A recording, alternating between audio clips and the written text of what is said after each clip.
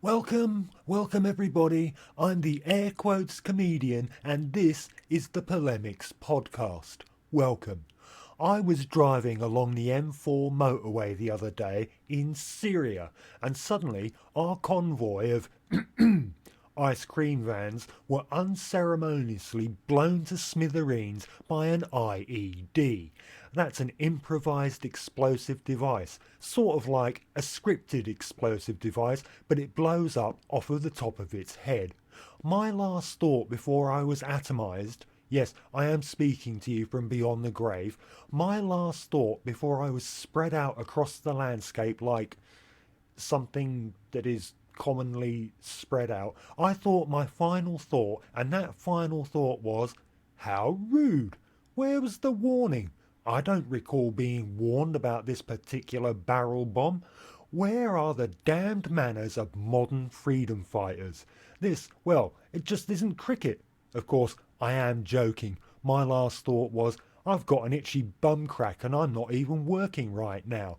Because when the IED exploded, death was instantaneous and welcome. You know, there was a time when freedom fighters were much more gentlemanly and or ladylike. I am, of course, speaking of those lovely freedom fighters, the Irish Republican Army, the IRA. Back in the day, you see, they wouldn't just explode ordnance willy-nilly without calling you up first to let you know about it. Sadly, that common courtesy is sorely lacking with today's freedom fighters around the world. I blame television myself. If not for the television being so full of inane unexpurgated shit, then maybe the imperialist scum who invade, bomb or support illegitimate regime change in those lands would stay at home to watch it. The IRA doesn't blow up anything these days, of course. Now, before I go on, you may have noticed that I refer to the IRA as freedom fighters rather than as terrorists, and that's because them's their preferred pronouns, plus they're freedom fighters. Anyway, back in the day, the 1980s and 1990s, people like myself living in England were under constant threat of being blown up by the IRA. But, fluffy cuddly bunny rabbits that they were, they would call up the police and or the newspapers to inform, that was the wrong word to use. They'd call up the police and or newspapers to relay pertinent information as to the bomb's location and the time it would detonate.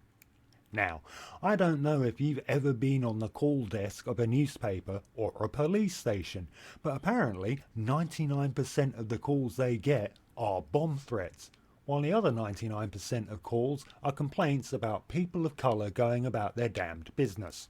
So, to distinguish the bullshit bomb threats, mainly from adolescents trying to close their secondary school for the day, from the very real bomb threats, the IRA came up with a code word.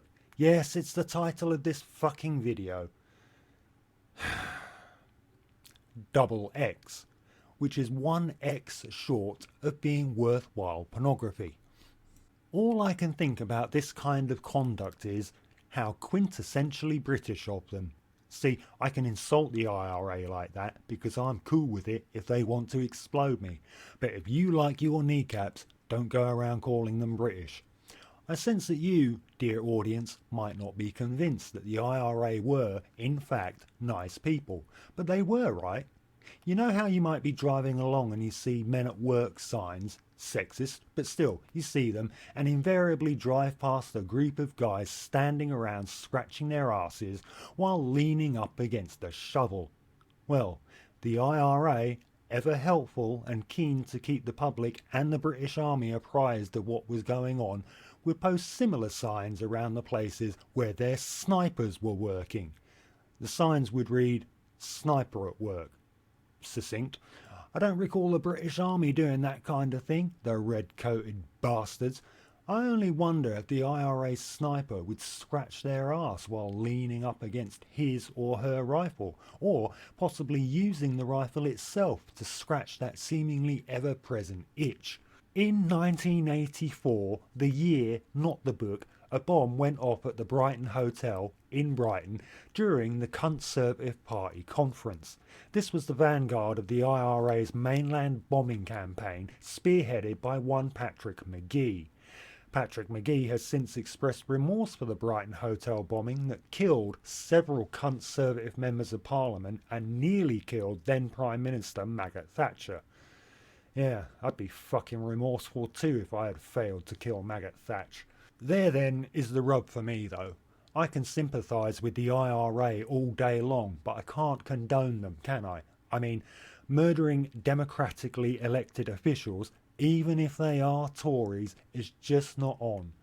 So help me, and all joking aside, even if they'd killed Margaret Thatcher, well, let's not go nuts here. Striking at military targets is one thing, but killing civilians, which the IRA sometimes did, is something else. Make no fucking mistake, the British committed grievous atrocities in occupied Ireland too, including massacring innocent civilians. It's recent history now, of course, but when did this history begin? Well, it all started with serial beheader of wives and producer of exclusively X-rated sperm, Henry VIII, who was only an eighth of the king Henry I was. But fuck the monarchy, right? I mean, don't but fuck them, not like that. Fuck, you know what I mean. Anyway, Henry VIII invaded Ireland but never managed to fully control it. It's the same conundrum Boris Johnson's hairdresser faces. However, Henry VIII did have the northernmost part of Ireland in the bag.